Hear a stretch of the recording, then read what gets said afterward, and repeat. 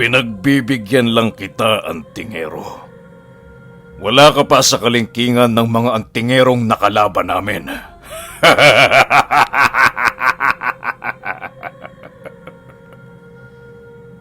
Wika ng datu ng mga maranhig habang itinataas nito ang kanyang kampilan. Nang akmang papatay na nito si Nongjem, ay biglang sinapakyo ni Ruble na siyang naging sanhi upang tumilapon ito. Nang tumilapon ang datu, ay agad din namang sinugod ni Ruble ang mga alipores nito upang kitilan ng buhay. Maraming napatay si Ruble noong mga oras na yon bago tuluyang nakatayo ang datu ng mga maranhig. Nang tuluyan na itong nakatayo, ay kitang-kita sa mukha nito ang pagkagulat at pagkamangha sa ipinamalas na kakayahan ni Ruble. Ha! Munti ko nang makalimutan. May dugo ka pala ng anak ni Amon. Alam kong kumampi na sa'yo ang demonyong puno ng uri natin. Mapanlin lang yan, maranhig.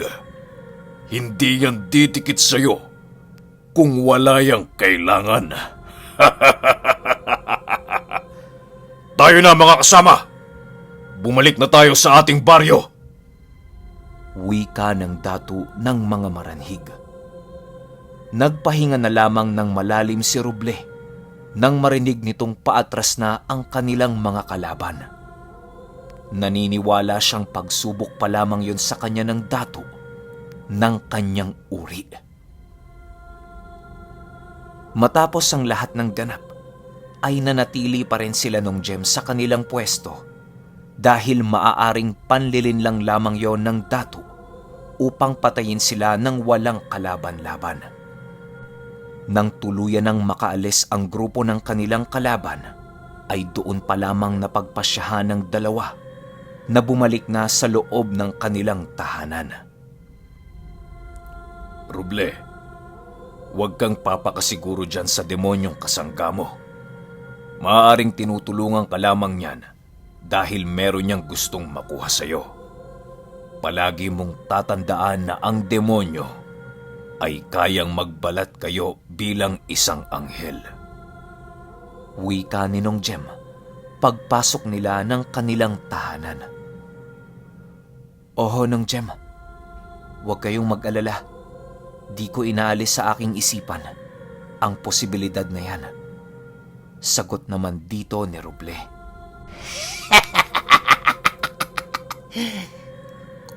Huwag kang mag-alala, Ruble.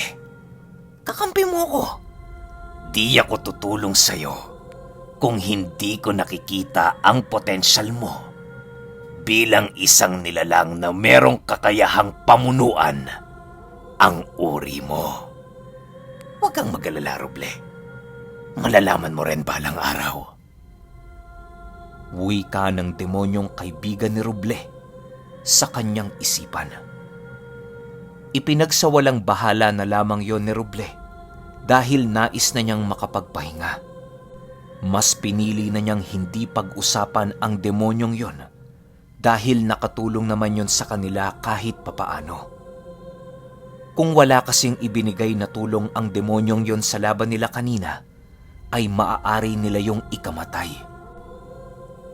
Animoy ginalang ng datong yon ang ginawa ng demonyong tumatag sa kanilang uri. Matapos nilang makapag-usap ni Nongjem, ay pumasok na rin si Ruble sa kanyang silid upang magpahinga. Habang siya ay nakahiga ay kinakausap niya sa kanyang isipan ang demonyong kanyang kasangga. Nagtatanong dito si Ruble kung ano ang maaari niyang gawin upang masugpo ang datu ng mga maranhig. Nais ko sanang malaman kung ano ang sandatang maaari kong gamitin upang malipol ang lahat ng nilalang na nasa panig ng kaliwa. Wika ni Ruble sa kanyang isipan habang kausap ang kanyang demonyong kaibigan. Ruble, naghahangad ka ng labis na kapangyarihan. Gusto ko yan. Pero ang hihingiin mong kapangyarihan ay hindi ko maaaring ibigay sa'yo kung wala kang iaalay sa akin. Tandaan mo, Roble, demonyo ako. Gutom na gutom ako sa purong kaluluwa ng tao. Ilang siglo na ang nakalipas, Roble, noong nakatikim ako ng purong kaluluwa. Alisin mo ang gutom ko, Roble, at ibibigay ko sa iyo ang hindi masukat na kapangyarihan na kahit sa panaginip mo ay hindi mo masisilayan. Pag-isipan mong mabuti, Roble.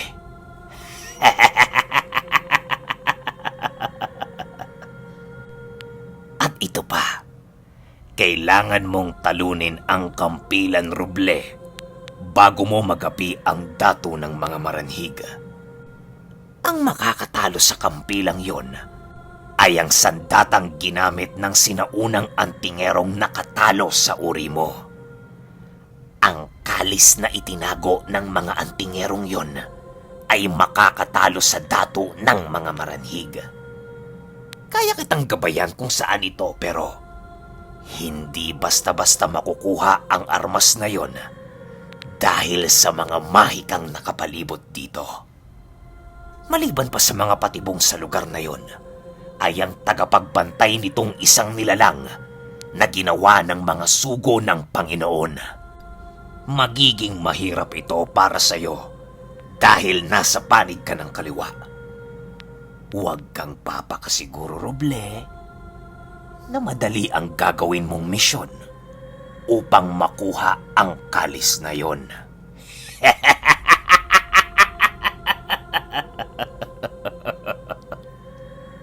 Wika sa kanya ng demonyo. Matapos nilang makapag-usap ay natulog na itong si Roble. Sa kanyang pagtulog ay muli siyang dinalaw ng kakaibang panaginip.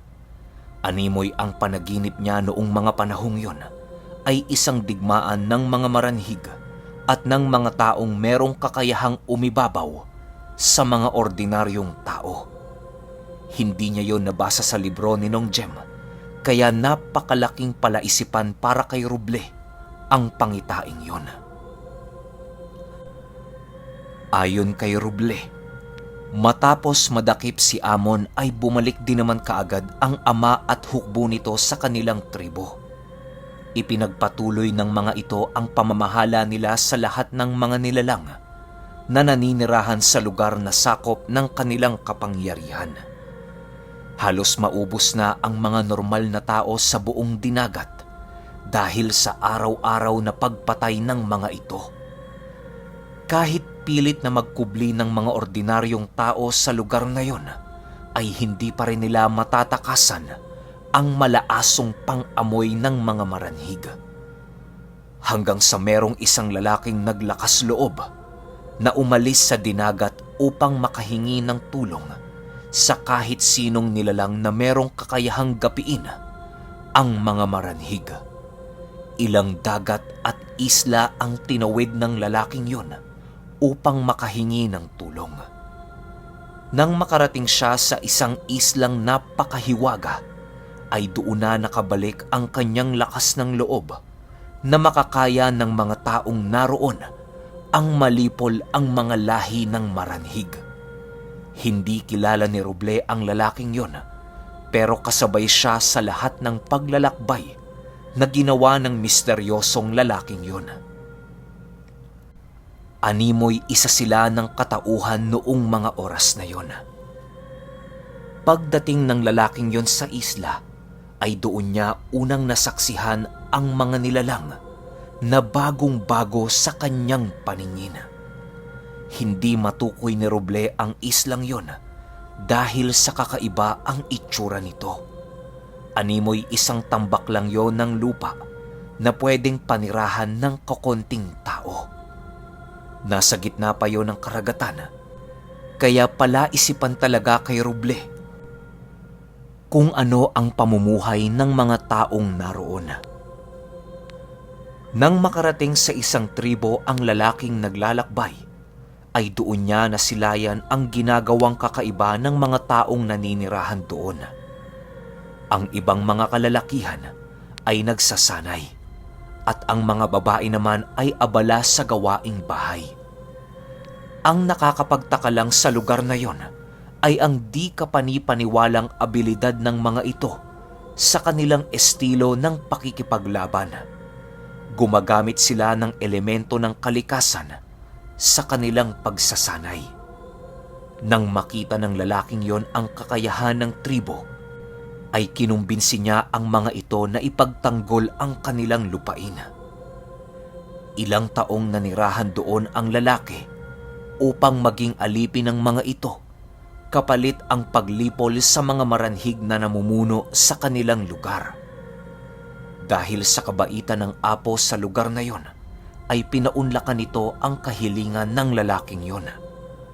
Pero bago sila gumawa ng kanilang hakbang, ay pinasumpa muna ang lalaking yon na maging alipin ng kanilang tribo hanggang sa mamatay ito. Naniniwala kasi ang apo sa lugar na yon na lahat ng bagay ay merong kapalit. Kahit sa isang napakaliit na bagay, ay nanghihingi pa rin yon ng kapalit. Nang marinig yon ng lalaki ay hindi yon nagdalawang isip na paunlakan ang nais ng tribo. Pinili niya kasing maging alipin na lang kesa marami pang madamay sa malupit na pamamahala ng mga maranhig. Dahil na rin sa natatanging abilidad ng mga taong nakatira sa lugar na yon, ay halos isang araw lamang ang kanilang ginugol sa paggawa ng 10 malalaking bangka. Gamit-gamit ang kanilang lihim na karunungang ipinagkaloob ng ama, ay napakadali na lamang para sa kanila na gawin ang mga bagay na yon.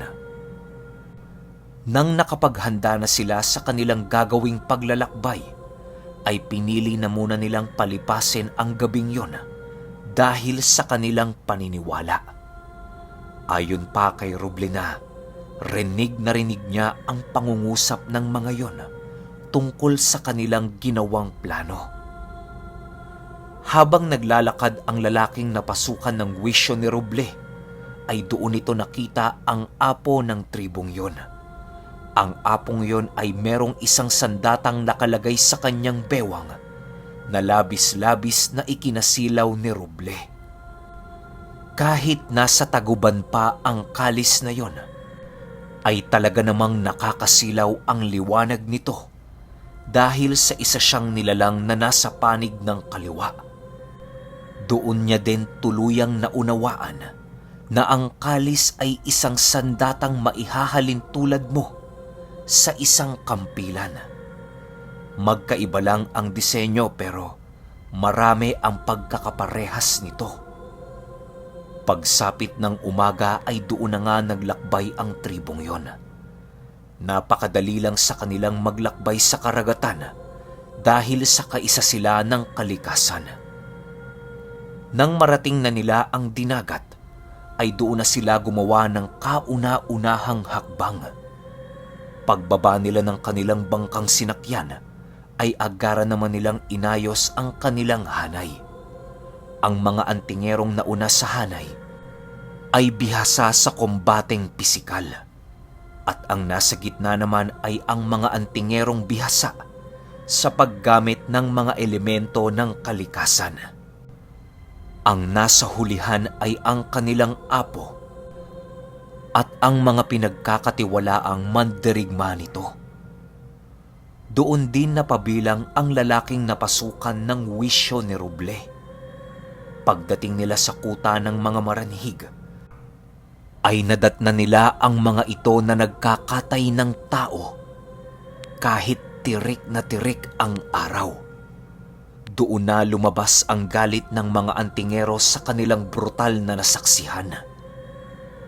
Nang makita nila ang pinaggagawa ng mga maranhig ngayon, ay agad nilang pinatugtog ang kanilang pandigmang tambol upang maging senyales sa nalalapit na digmaang magaganap. Pagkarinig ng mga maranhig ngayon, ay agad naman itong nagsihanda sa magiging digmaan Agad nitong sinugod ang mga antingero dahil ang buong akala ng mga ito ay mga ordinaryong tao lang ang mga yon.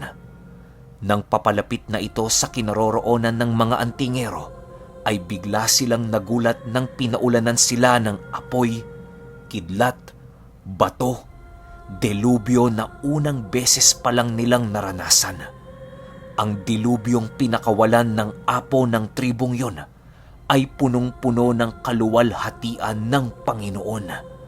Lahat ng tinamaan nitong sugo ng demonyo ay naglalaho na lamang sa hangin hanggang sa tuluyan ng mawala ang lahat ng bakas nito sa lupang kanilang kinagagalawan.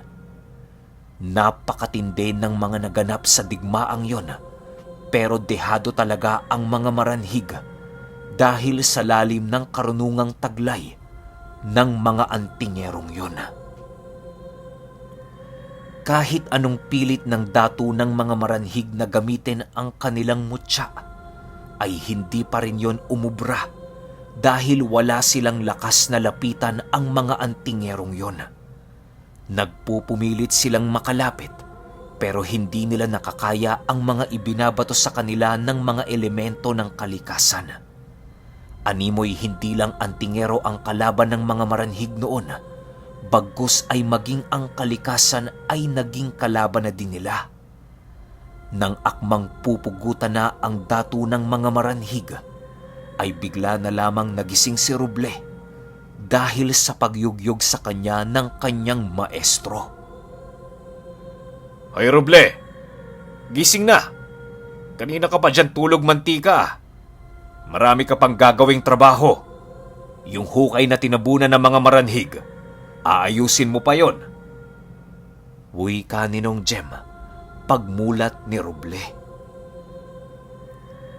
Dali-dali namang gumising si Roble nang marinig niya ang iniutos sa kanya ni Nong Jem.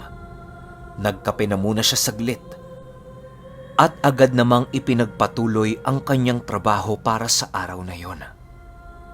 Habang siya ay nagtatrabaho ay nagluluto naman ng makakain si Nong Jem. Matapos nitong makapagluto ay agad din namang pumunta yon sa kinaroroonan ni Roble upang makapag-usap dito ng kanilang maaaring gawin sa pagsapit ng takip silim. Hindi kasi sila pwedeng maging kampante dahil kahit anong oras ay maaaring sumugod muli ang mga maranhig na yon upang kitilan sila ng buhay. Nang matapos makapagluto si Nong Jem, ay niyaya na nito ang kanyang disipulo upang kumain ng almusal. Habang lumilipas ang oras noong mismong araw na yon, ay ang siya namang paghanda ni Roble sa kanilang tahanan upang maging ligtas ito sa mga maranhig. Ang lahat ng alam na pangontra ni Nong Jem laban sa mga maranhig ay kinalat nito sa kanyang pamamahay at maging sa labas ng kanilang bahay upang hindi na muling magtangka pa ang mga kauri ni Roble na lumapit sa kanilang tahanan. Maaaring ang datu lamang ang merong kakayahan sa lahat ng nasasakupan nito na basagin ang mga alam na pangontra ni Nong Jem. Pagsapit ng gabi, ay alerto na ang magmaestro. Si Roble naman ay mas piniling lumabas ng kanilang tahanan upang tingnan kung gumagawa na ba ng hakbang ang mga maranhig. Nang makarating siya sa parola, ay doon niya nakitang walang paghahandang ginagawa ang mga maranhig na naroon. Ilang oras ding nagmasid si Roble sa lugar na yon, pero hindi niya nakita ang datu ng mga maranhig sa baryong kanyang dating tinitirhan. Lumipas pa ang ilang oras at doon na nga tuluyang nakabalik ang datu ng mga maranhig na merong daladalang 2 tipak ng bato na kahawig sa pinanggalingan nito. Nang makita yon ni Roble, ay doon niya nakumpirmang naghanap yon ng mga sinaunang maranhig upang makatulong nito sa pagpatay sa kanila. Matapos itong masilayan ni Roble, ay hindi na siya nagtagal sa parola sa kadahilan ng alam niyang napakatulis ng paningin ng bagong dato ng mga maranhig. Dali-dali siyang bumalik sa kanilang tahanan upang ipagsabi sa kanyang maestro ang kanyang nasilayan. Sa pagpapatuloy ng kwento ay doon na magaganap ang isang digmaan na hinding-hindi makakalimutan ni Roble.